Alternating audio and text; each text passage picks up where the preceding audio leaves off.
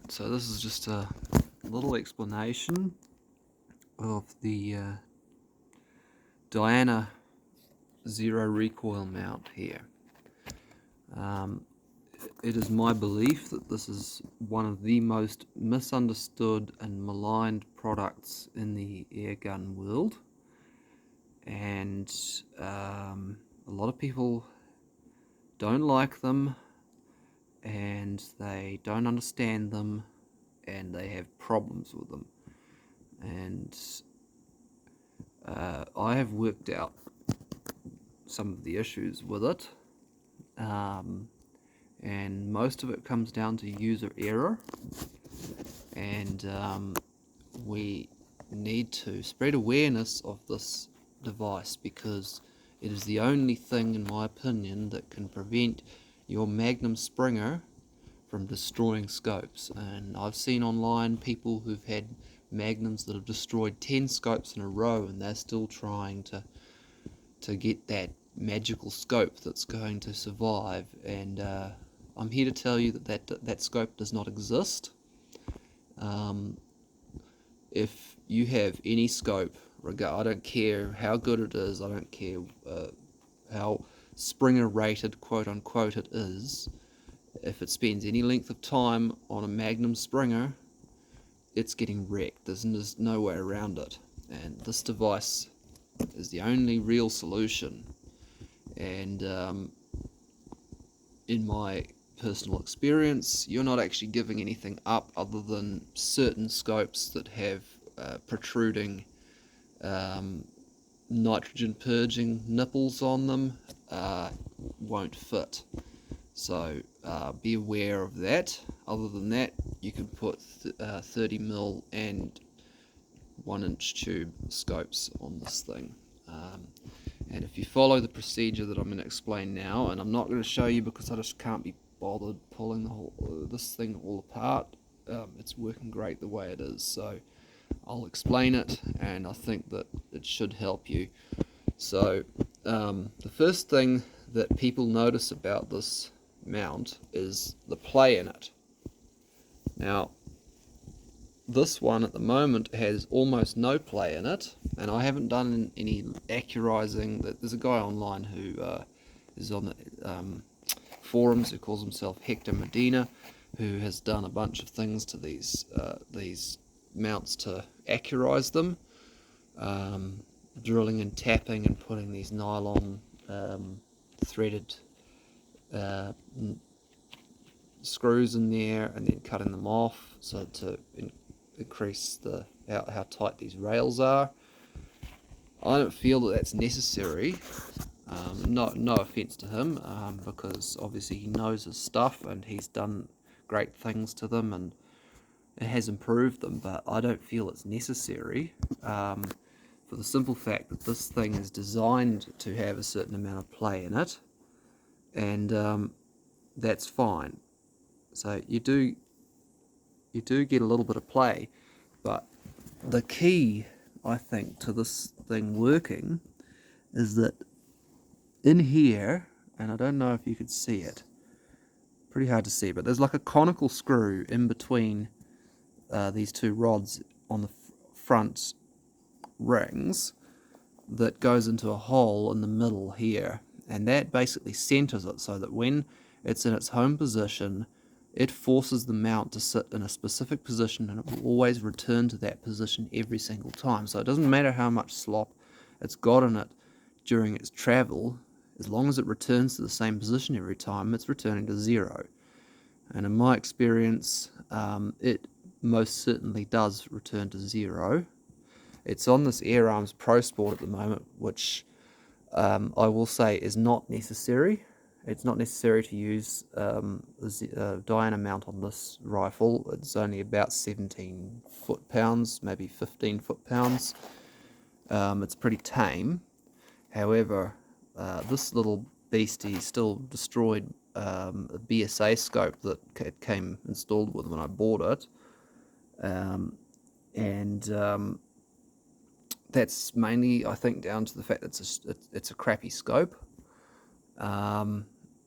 and right now I'm waiting on another scope to put on this. So I just chucked this thing on, which was already mounted on the diameter mount anyway, and I was absolutely shocked at the accuracy I was getting with this setup. I was getting maybe half-inch groups at 40 yards consistently, and the zero did not shift. And that has been my experience too with the more powerful magnums.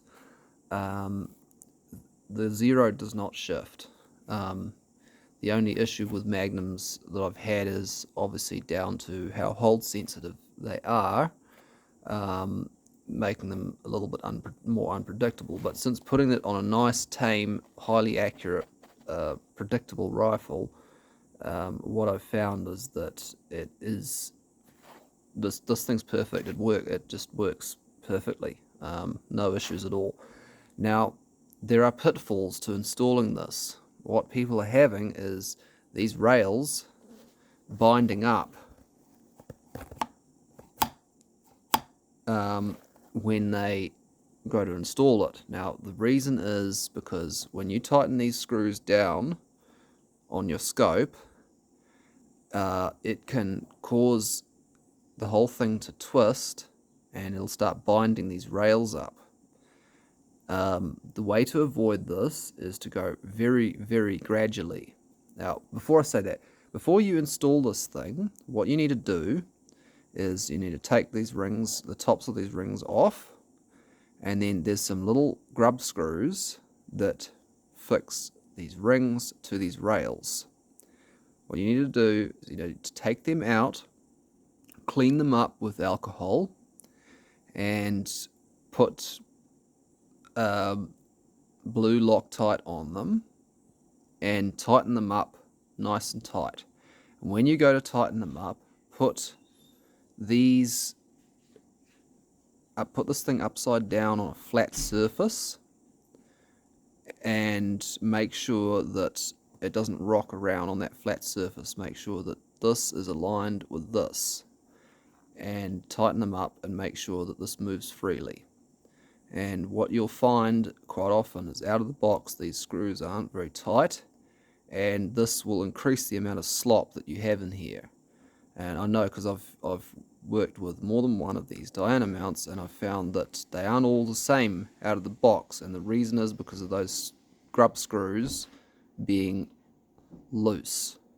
So tighten them up nice and tight, obviously not stripping it out, bearing in mind they're threaded straight into alloy, not steel, so if you tighten them up too much you'll strip it out, but not nice and tight, and the Loctite will do its job. Once you've done that, then you can install your scope. Now,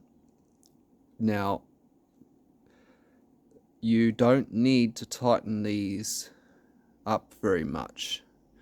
The scope is not going to walk back in these rings like it does in a normal scope mount on an air rifle.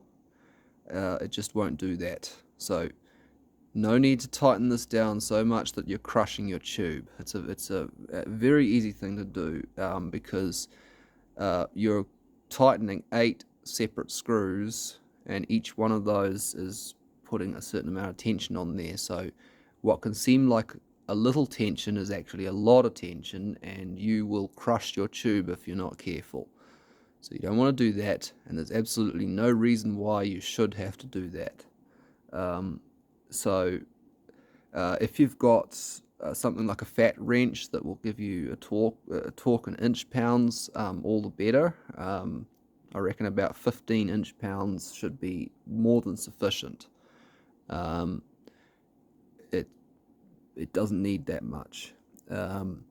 So the next thing is that you want to just get these all finger tight, and do it in such a way that the gaps between the top and bottom part of the rings are all consistent on all of them.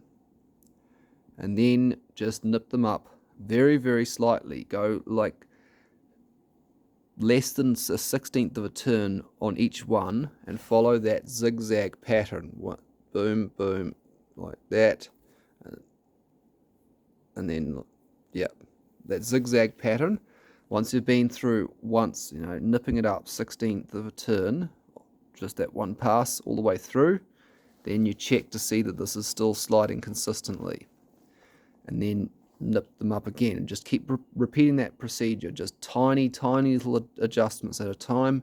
And after each time you've done a pass, check to see it's still sliding, because what can happen is that if these clamp down in a certain way, it'll twist this, bind it up, and just keep nipping it up until you're at the level of tightness that you're wanting, and you just keep checking it, and then it should slide freely. There shouldn't be any resistance within reason.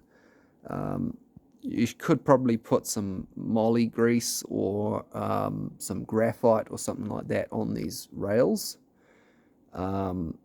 It's probably actually a really good idea. I think graphite would be good, or even Teflon or something like that.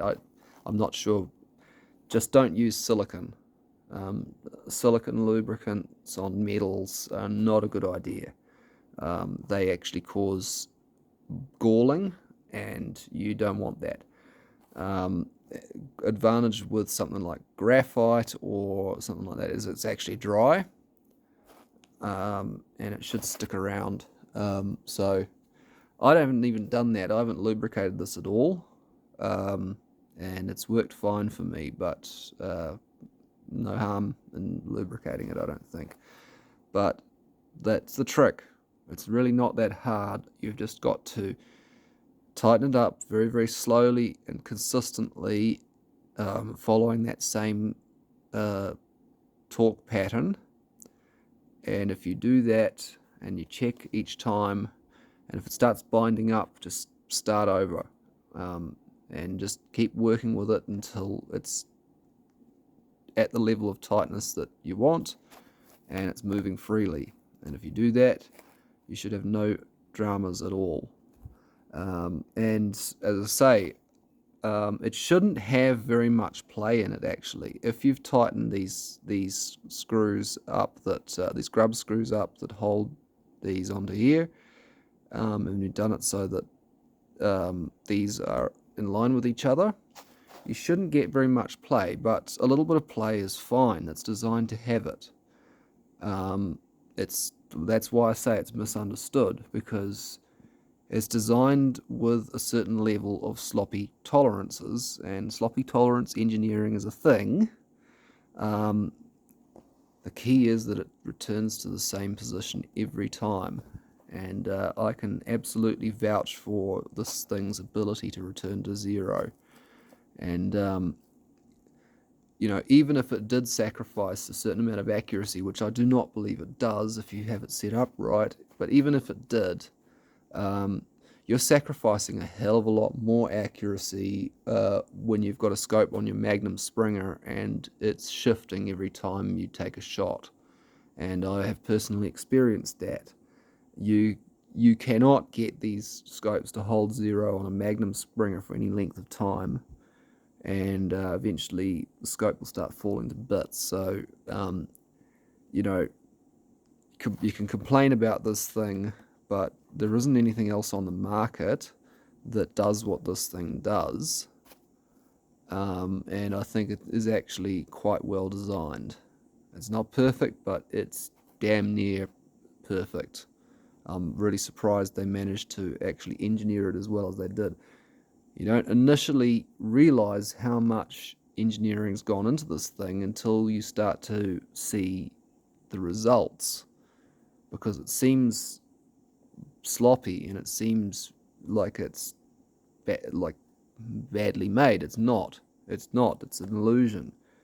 I believe it's designed to be sloppy. So just persevere with it. Follow that procedure.